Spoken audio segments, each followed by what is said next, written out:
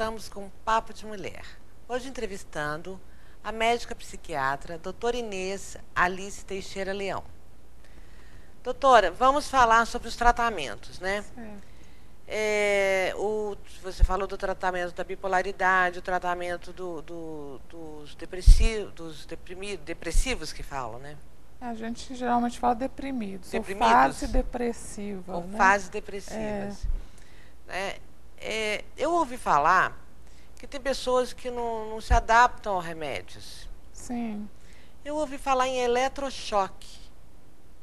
Uhum. Hoje, usado mas por profissionais especializados, inclusive em pessoas mais idosas, que não se adaptaram ao remédio, né? Sim. Realmente, como eu falei, hoje existe um arsenal terapêutico muito grande, principalmente em relação aos antidepressivos. Antigamente existiam medicamentos eficazes, porém com efeitos colaterais muitas vezes intoleráveis. Então o paciente às vezes preferia não tomar, abandonar o tratamento, do que continuar sentindo aqueles efeitos colaterais. Hoje em dia a gente tem novas classes de medicamentos que são também eficazes e com menos efeitos colaterais. Agora, mesmo com todo esse avanço na parte farmacológica, existem casos que são resistentes a todos os tratamentos. Muitas vezes a gente troca o antidepressivo por causa de efeito colateral ou porque não tem uma eficácia satisfatória, e mesmo assim a gente não obtém a resposta necessária. O paciente continua com sintomas depressivos. Aí sim existe uma indicação para eletroconvulsoterapia, né, ou anteriormente chamada eletrochoque, que apesar de ter sido estigmatizado por muito tempo, tem retornado com uma medida muitas vezes até heróica para salvar pacientes que realmente não responderam às terapias convencionais. Antigamente, né, porque usado na época da ditadura, né, como tortura. Sim. E inclusive antigamente também em hospitais psiquiátricos também, de uma forma desordenada. Sim. Né? Sim. E hoje inclusive usado para dor, no tratamento da dor. Sim. O que ocorre com a eletroconvulsoterapia, hoje em dia ela é feita de uma forma também muito mais segura. Sim.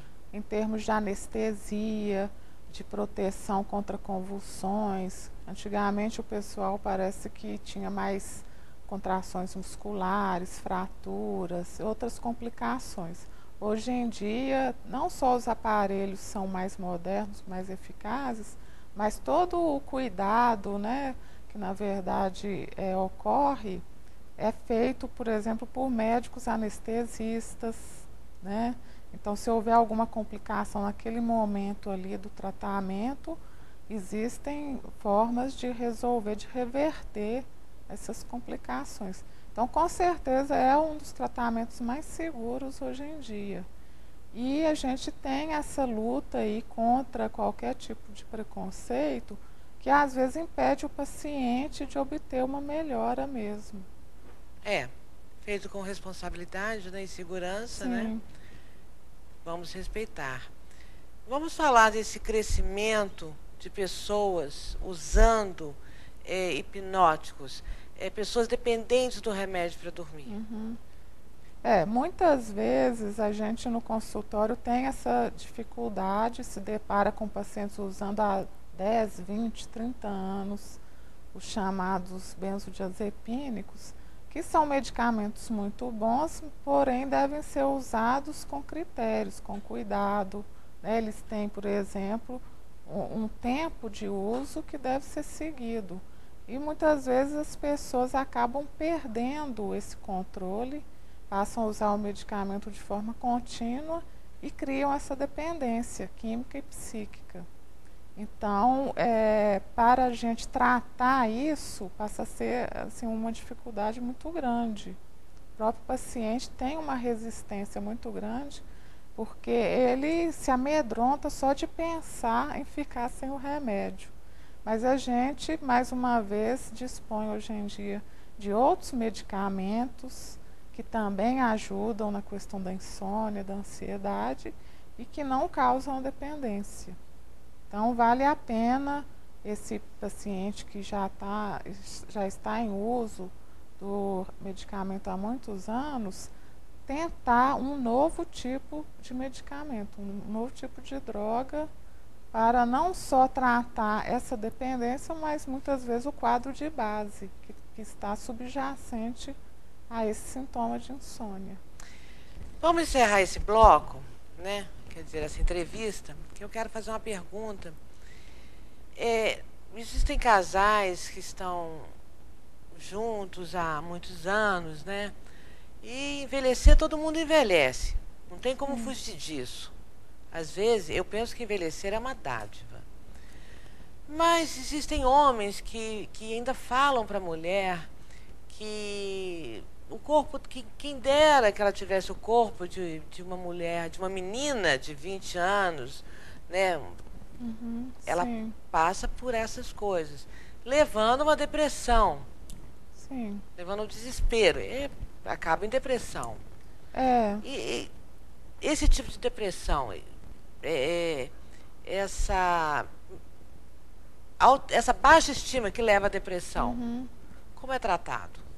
Então, como você mesma está falando, a questão central desses casamentos, né, dessas cobranças de estética, de performance, está relacionada à autoestima.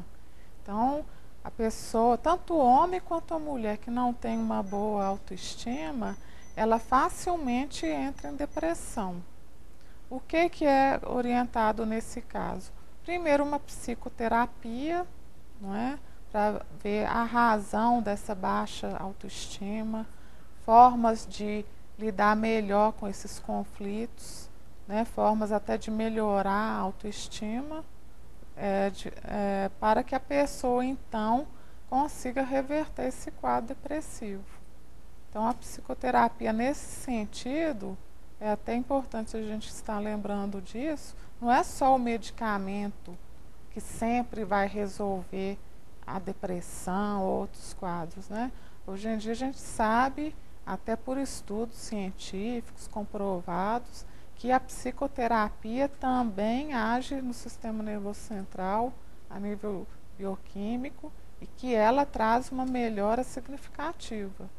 Então, o ideal é sempre a gente tratar a medicação e a psicoterapia, com a medicação e junto à psicoterapia. Muito bem.